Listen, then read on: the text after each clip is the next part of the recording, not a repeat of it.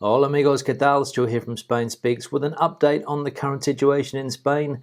Day 190 of the current situation, and we're moving closer to the magical 200 figure. And today it's all about the restrictions in some parts of the community of Madrid that will come into effect tomorrow, Monday. Firstly, a big thanks to all of the people that left comments on the last video. Lots of comments, lots of debate happening there as usual. Big thanks to people that supported the channel by buying merchandise, and a big thanks to my patrons on Patreon for your support as always. Now, as I said, it's all about restrictions, various restrictions in place around Spain at the moment, and of course the capital city or some parts of the capital city going into a restriction situation tomorrow. As mentioned yesterday, Madrid is going to restrict the entry and exit of 37 zones, except for justified reasons, and they are going to carry out almost 1 million tests. The mobility restrictions will affect more than 850,000 people during the next 14 days. The only measure at a regional level is to reduce to 6 the limit of people in meetings, both in public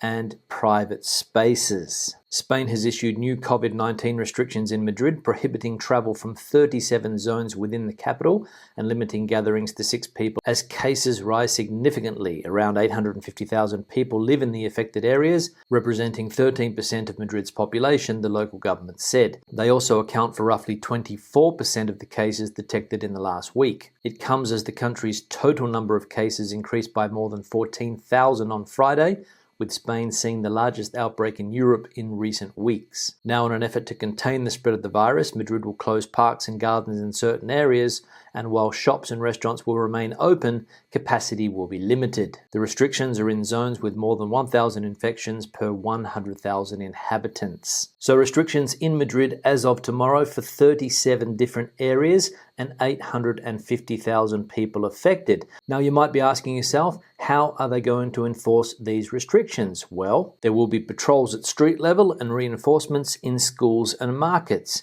And the police and the civil guard will limit access to the affected areas. It is not going to be easy at all trying to control the exits and entrances of almost 900,000 people in 8 municipalities, the vast majority of them with connections by highways, regional roads and regional ring roads, metro, buses and suburban areas. That is at least what they say from the security area of some of the affected municipalities that today are meeting with representatives of the Madrid Ministry of Justice and the Interior Ministry, the government delegation, the National Police, the Civil Guard and those responsible for Madrid capital, Fuenlabrada, Humanes, Moraleja de Enmedio, Parla, Getafe, San Sebastián de los Reyes and Alcobendas to organize the operation. According to these sources, the National Police and the Civil Guard will be in charge of controlling road access, while the local police will focus on public transport with the help of national agents. So as we can see, it's going to be very difficult to control these areas, some 850,000 people, and that's why it's fundamental that the Madrid government works together with the central government in order to get more police on the ground, because the Madrid community doesn't have its own police force. It doesn't have a police force like in Catalonia or the Basque Country. It depends on national police and civil guard in a lot of the areas, and of course in the Madrid capital city there is a municipal police, but obviously they don't have enough personnel or resources to control everybody in these areas. So that's why those other 2 police forces, the Civil Guard and the National Police, are also being called in to lend a hand. Now, as we know, these restrictions are mainly taking place in some of the lower socio-economic places in Madrid, some of the poorer neighborhoods, immigrant neighborhoods, let's say, and working class neighborhoods, and people in these neighborhoods are not happy. We can see here how these restrictions are going to threaten the local economy, and people are asking themselves, how are we going to pay salaries? The new mobility and capacity limitations are a severe blow to the businesses in the 37 basic health areas affected, which are basically low-income areas. And as a result of the restrictions, some of the municipalities and districts that are affected by them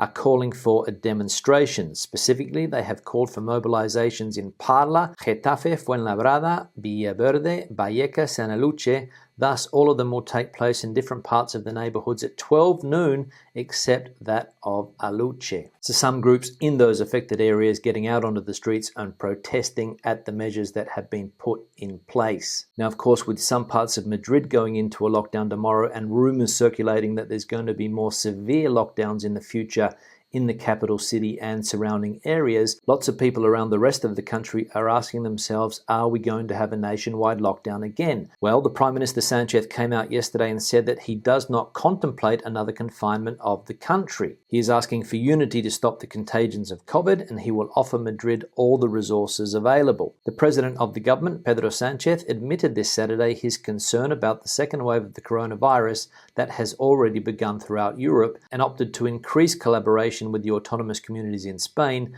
to put a stop to it. He assured that he's not contemplating any confinement in the country because, in his opinion, there are enough weapons to bend the curve again, and he has called for unity. So Sanchez there saying that he's not contemplating a second lockdown like the one seen earlier in the year. So some positive news there. Now, of course, as we know, Madrid is not the only place in Spain at the moment to have some type of confinement or some type of restrictions. We can see here that there are a dozen provinces around the country that have some type of active confinement at the moment due to the coronavirus. Under different names, various autonomous communities have measures in place to restrict mobility in the areas with the most cases, either through total or partial confinement or backsliding to phases 1 or 2. And another headline here says that more than 70 municipalities are suffering confinements at the moment and restrictions to contain the outbreaks of COVID-19. Now, if we have a look at a map of Spain, we can see where these different confinement or phase situations are at the moment.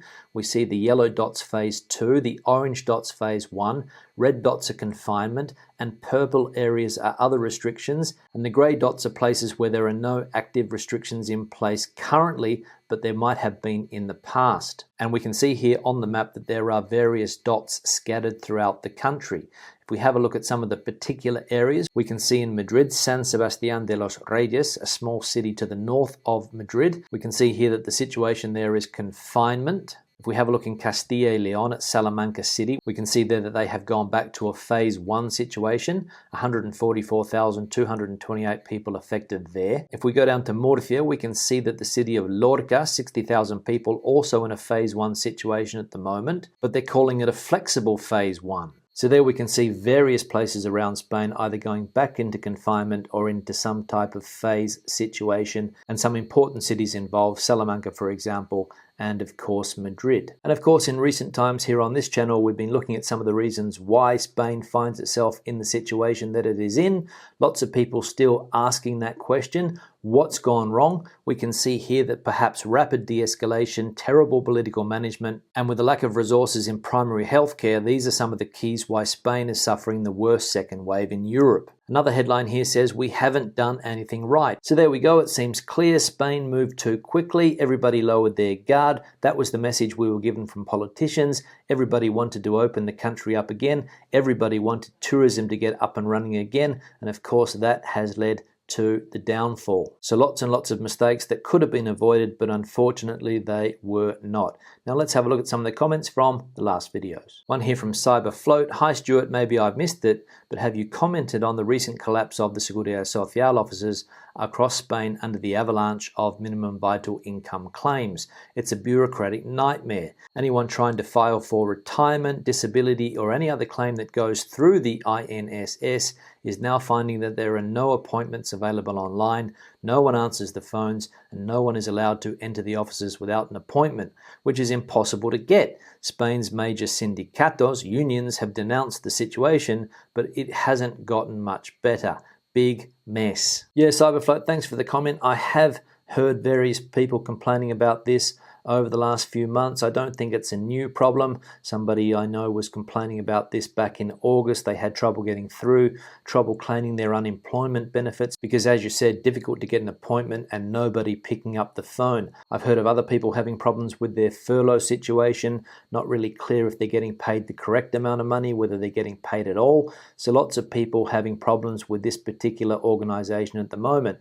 And let's be honest, they are under a lot of stress. Lots of people filing for different things, and it's not the only system in Spain which has collapsed or on the brink of collapse in the country at the moment. We can get the impression that everything is a big mess, unfortunately. One here from Retro Ninja. Random question: is ASSA medical insurance good, or are there better alternatives? Yeah, hi, thanks for the comment. To be honest, I'm not familiar with this particular insurer. I did look them up on the internet and they seem to be located in Alicante and specifically targeting expats or foreigners that live in that particular part of the world.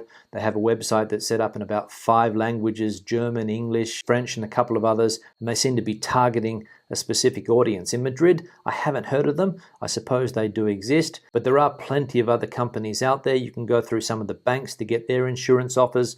For example, CaixaBank, I think, works with Adeslas. Banco Santander also has its own insurance company.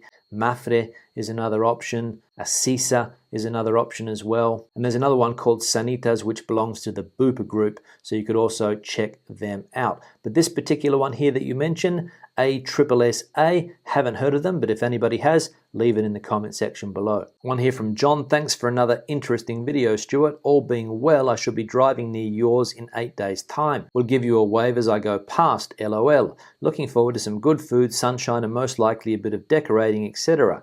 Tapas are very hit and miss, but some really good ones are out there. The supermarkets are so much better than in the UK. Plenty of fresh fish, lovely fruit and vegetables. I had helado arroz con leche one time. I've searched high and low for it, but I can't find it again anywhere. Yeah, John, thanks for the comment. And if you are driving past this part of the world, give us a wave and I'll send you one back. The major highway that runs past this city is the one that goes to Valencia, and you quite often see cars with the GB license plate going past on their way down to Alicante, Murcia, Valencia, and all of those places down there on the Mediterranean coast. So if you are driving past, give us a wave. And interesting to see that you tried that rice pudding ice cream a few years ago, but you haven't been able to find it since. To be honest, I have never seen that particular ice cream here. I did Google it and it said that it was available at Mercadona. So maybe if you go into Mercadona supermarket, you might be able to get yourself some rice pudding ice cream. I hope it works out for you. One here from Adrian: let's be fair, the only problem Madrid has is called Ayuso.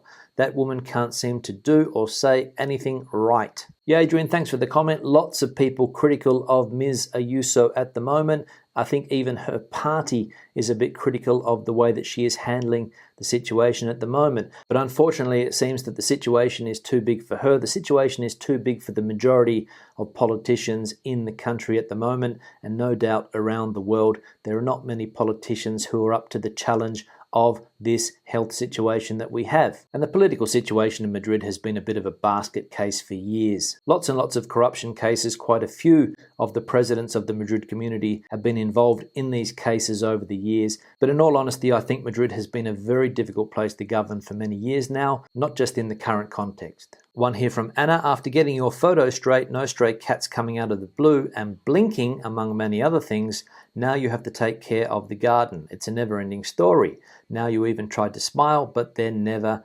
happy. Yeah, no, thanks for the comment. No, people are never happy. It doesn't matter whether the photos are straight or crooked. It doesn't matter if my garden is under control or overgrown with weeds. It doesn't matter whether I blink 10 times or 20 times in a video. Somebody is always going to find fault with something. It's the way the internet works, unfortunately. And over the years, I've had lots and lots of comments from people picking me up on even the smallest things. For example, the color of my hair, the graffiti on the walls in some of the cities that I have visited. Somebody will always pick up something on a particular video, but as I said, that's just the way it is. One here from Philip: no cats today. Have you paid that dog to chase them off? Yeah, Philip, thanks for the comment. No cats in yesterday's video, I believe.